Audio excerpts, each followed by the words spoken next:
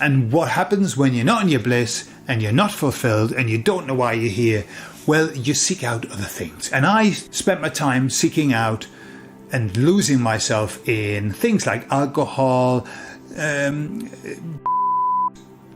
rock and roll, the usual. All of those things. That's where I lost myself. Hello, you little tinkers and your tinkettes. How are you doing? Keep on tinkering about. That's what we need. We need lots of people tinkering with the status quo. Today I'm going to talk about how the baddies' plans are always backfiring on them, and also about your purpose and my purpose, and how whether you know it or not, you've got it. You've got one. I'll tell you all about it on the other side.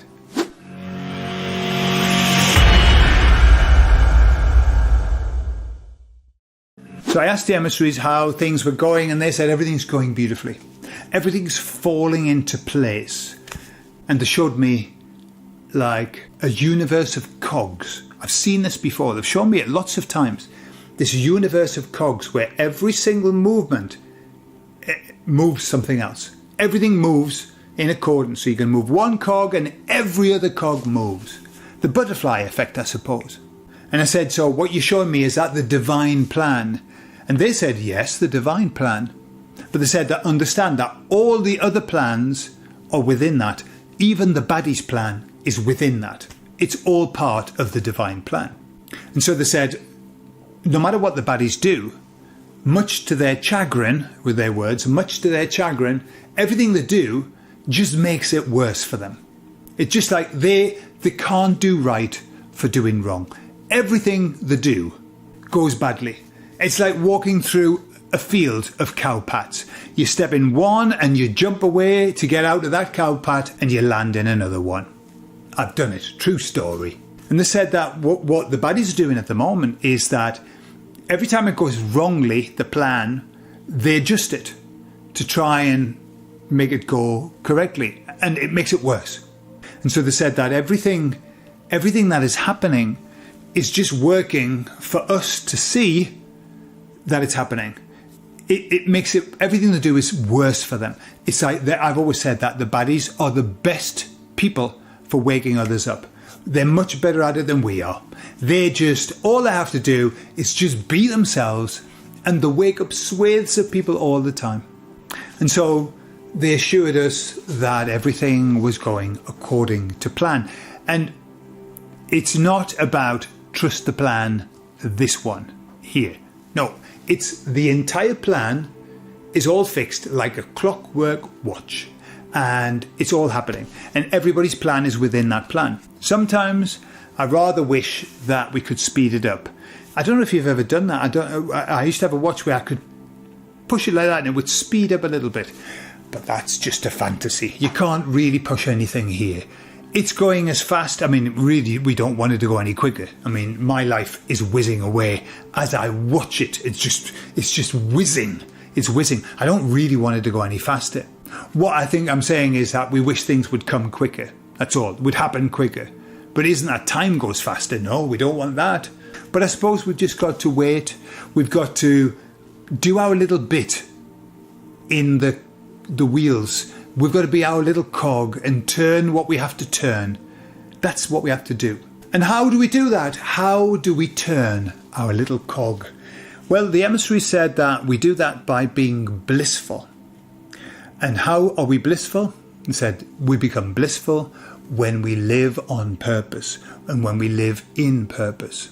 When we are being fulfilled and we're being filled full. That's when we are turning our cog at its maximum. And I've had lots of people say, I don't know what my purpose is. I don't know why I'm here. And they sound frustrated, and I understand that. The emissaries, when I asked them, they said, it's normal. They said, have you always known what your purpose was? And no, I didn't. There were, probably 60% of my life, I didn't know what my purpose was. I had clues. In retrospect, as I look back, I did know. I was being shown over and over and over again. I just didn't pick up on it. I used to just think, I love this. This bit, I love. And that was when I was fully immersed in my bliss. When I just was like, wow, this is so lovely. And when was that?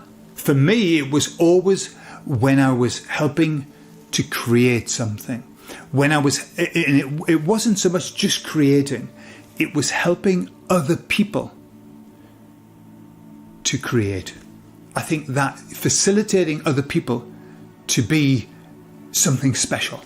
I think I mentioned a number of times that I worked in building teams. That was my job for a good few years, helping teams to grow. And I was in my bliss. I was in my bliss, helping other people and watching them come together and grow and be something more than what they were. That was when I was in my bliss. That was me being fulfilled. I just didn't understand what it was. I just knew it felt very good. However, the majority of time, I wasn't in my bliss and I wasn't being fulfilled. And what happens when you're not in your bliss and you're not fulfilled and you don't know why you're here?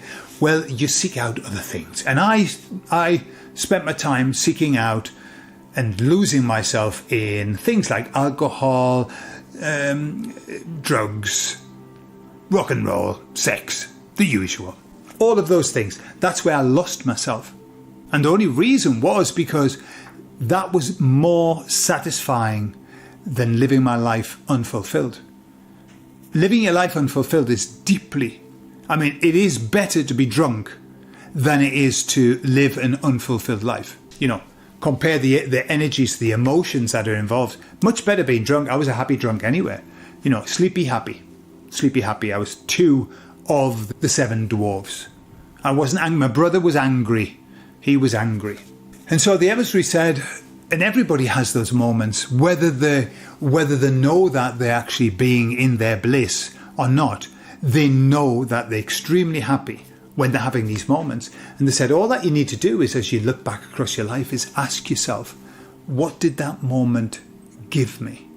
What was it about that moment? What did it give me? All right, it isn't the moment, because you can have lots of different moments where you're feeling blissful.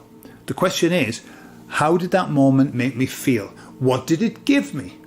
I know that when I looked at my bliss, it was because I was able to help people. That was it. In its taking it down to its very, very basic. There's so many layers to it, but just being able to help people for me was blissful.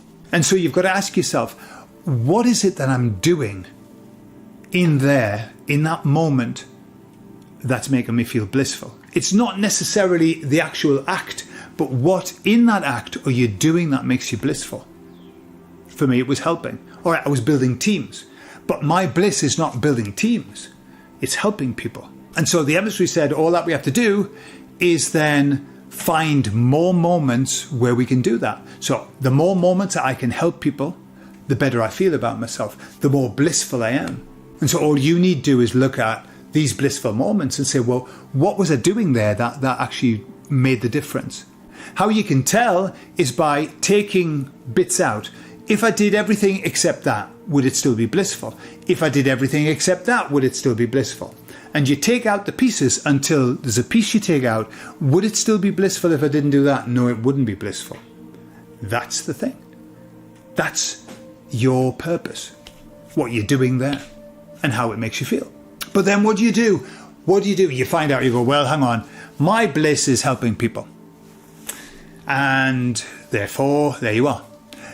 The job is then to create a life in which 80% of the time you are helping people and 20% of the time you're doing the other stuff. Okay? And hey, I tell you what, you can manipulate anything into helping people. I'm washing the dishes, all right? Don't like washing the dishes. I'm washing the dishes. I'm helping my family because I'm going to make the plates clean. I'm going to put them away. And then when my family are hungry, they're going to be able to go there. This is just help. You can reframe anything into your purpose as long as it's doing only good. What you can't put into your purpose is something where you're doing bad, where you're harming people. It just doesn't work. That isn't part of your purpose. But if you can spend 80% of your life working on your purpose, in your bliss, your life will change completely. Your life will completely and utterly change. The difficulty that we've got is that most people are spending 80% of the time doing stuff they don't want to. And if they're lucky, 20% of the time doing what they like, but generally not. If we're lucky, and I've worked with people, in therapy, and I've talked about what they're doing in their life, and most of them are like doing 95%, 99% of stuff they don't want to do. So it's finding that balance. Even 50-50 would be pretty good. But the trick is this. If you find a job that allows you to work in your bliss, you'll never work again. If you find a job that is your hobby, you will never work again. That's the secret. If you're doing a job that you hate, change it. Change it. There are tons of jobs out there. Find out what you like to do and change it. It's better for you to have less money and to be happier than it is to have more money and to be miserable. How do I know that? Because I've done it. I've had great salaries. I've had wonderful jobs, executive jobs, and I was miserable as hell. Loads of money, miserable as hell. And let me tell you, I was happier when I was bankrupt than I was when I had an income of 6,000 a month, 7,000 a month, 10,000 a month. I was happier when I was bankrupt. Why? Because when I was bankrupt, I'd started my own business and I was working in my hobby. And I was over the moon. I was up the moon. It's not about money. It's not about income. That's what we've been told. That's what we've been sold. Oh, status, money. You've got to be happy. Look at the car. Look at the house. Look at the wife. Yeah, but is it working for you? No, it's not. Work on your hobby. Find your bliss. Look at your life. It's there. What is it that you're doing in your blissful moments? What part of it is the bliss? Work it out. And then do much more of it. And life will change completely. Believe you me. Believe you me. If you are already working in your bliss, if you have found your bliss and you know exactly what it is, put in the comments what your bliss is. And if you haven't, put in the comments that you haven't found it yet, but you want some help. And we'll do our best to help you. I love you all and I'll speak to you all later. Bye-bye.